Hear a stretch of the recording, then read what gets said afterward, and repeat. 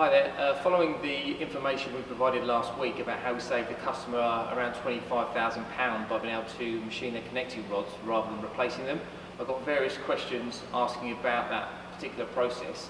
So rather than putting that in another email, I thought it would be easy just to show you on this connecting rod here. First off, there's many considerations, but at the moment I'm just going to focus on the big end, so ignoring the small end bush, the fact that you check for cracks, the fact that you check for straightness, just purely on the big end here. So first and foremost, it's about measuring it correctly. It needs to be torqued up, the big ends need to be torqued up to the OEM specification. We would then do 6 measurements. So where the cap joins the main rod, we would measure it across the faces this direction, in this direction, then across the rod. And then what we would do is we do the drive end as well as the free end. So we've got complete information about the bore for the big end. With that information then we can decide whether it's going to be appropriate for machining. Now machining wants to be kept to a minimum. You don't want to be taking much material off of these rods.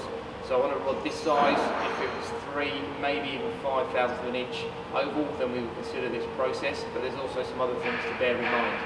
Now if it's decided we are going to machine these particular rods, what would need to happen is the end would have to be removed, the cap would have to be removed from the rod itself. It would then be machined across the 4 palm surfaces, so along here, here, here and here. And again, that's minimal machining, maybe just skimming, but enough to bring that bore back within the tolerances.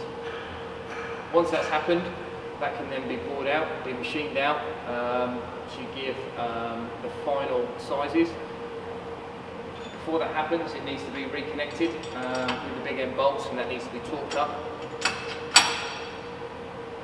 And then after machining's happened, it's a case of re-measuring and rechecking to make sure that everything's within spec. In particular, this is parallel to the rods, to make sure that the centres are still within spec between the small end and the big end, and carrying out the other necessary checks and inspections.